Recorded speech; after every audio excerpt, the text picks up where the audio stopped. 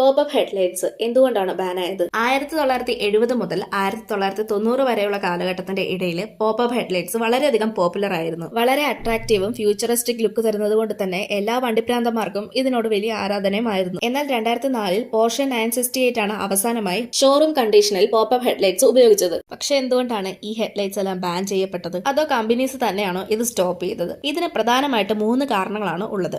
ഒന്ന്, pedestrian safety. EU regulations പ്രകാരം 1990 റൂളിൽ ഏതെങ്കിലും കാറിന്റെ മുൻഭാഗം അപകട സമയത്ത് പെഡസ്ട്രിയൻ, അതായത് ആളുകൾക്ക് നേരെ കുഴപ്പം വരുന്ന രീതിയിലാണ് ഉള്ളത് എങ്കിൽ അത് ഡേഞ്ചറസ് ആയിട്ട് കണക്കാക്കപ്പെടും. 2, അതിന്റെ ഡിസൈൻ. എയറോഡൈനാമിക്സ് എന്നത് കാർ ഡിസൈന്റെ പ്രധാന ഭാഗമാണ്. പോപ്പപ്പ് ഹെഡ്ലൈറ്റ്സ് തുടങ്ങുമ്പോൾ കാറിന്റെ വിൻഡ് റെസിസ്റ്റൻസ് കൂടുതലാകും. ഇത് കാറിന്റെ പെർഫോമൻസ് കുറയ്ക്കുന്നുണ്ട് എന്ന് കണ്ടെത്തി. 3, മെക്കാനിക്കൽ സൈഡും അതിന്റെ കോസ്റ്റും. പോപ്പപ്പ് ഹെഡ്ലൈറ്റിന്റെ സിസ്റ്റം സാധാരണ ഹൈഡ്രോളിക് അല്ലെങ്കിൽ ഇലക്ട്രിക് മോട്ടോഴ്സ് ഉപയോഗിച്ചാണ് പ്രവർത്തിക്കുന്നത്. അതിനാൽ ഇത് ഉപയോഗിക്കുന്നത് കോംപ്ലക്സ് ആണ്. മാത്രമല്ല റിപ്പയർ കോസ്റ്റ് കൂടി വരികയും ചെയ്യും. മോട്ടോർ ഫെയിൽ ആകുമ്പോൾ ലൈറ്റ് സ്റ്റക്ക് ആവും. ഇതുകൊണ്ട് ബ്രാൻഡ്സ് ഗ്രാജുവലി ഈ ഒരു ഹെഡ്ലൈറ്റ്സിനെ അവോയ്ഡ് ചെയ്യാൻ തുടങ്ങി. ഇവയെല്ലാം കൂടി യൂറോപ്യൻ യൂണിയൻ റെഗുലേഷൻ അപ്ഡേറ്റ് ചെയ്തപ്പോൾ 2004 പോപ്പപ്പ് ഹെഡ്ലൈറ്റിന് എൻഡ് കാർഡ് പോലെ ആയി. ഇത് ഒരിക്കലും ഒഫീഷ്യൽ ഗ്ലോബൽ ബാൻ അല്ല. റൂൾസ് ആൻഡ് റെഗുലേഷൻസ് കാരണം കാർ കമ്പനീസ് തന്നെ സ്റ്റോപ്പ് ചെയ്തതാണ്. പക്ഷേ ഇന്ന് പോപ്പപ്പ് ഹെഡ്ലൈറ്റ് ഉള്ള കാറുകൾ നമുക്ക് നിരവധി കാണാൻ സാധിക്കും, മോഡിഫിക്കേഷൻ ചെയ്തതും അല്ലാതെയും ഒക്കെ. ഇതിനെപ്പറ്റി നിങ്ങളുടെ അഭിപ്രായം എന്താണെന്ന് കമന്റ് ചെയ്യും. ഇതുപോലെയുള്ള കൂടുതൽ വീഡിയോസ് കാണാനായി ചാനൽ സബ്സ്ക്രൈബ് ചെയ്യാനും ഇൻസ്റ്റഗ്രാമിൽ ഫോളോ ചെയ്യാനും മറക്കല്ലേ.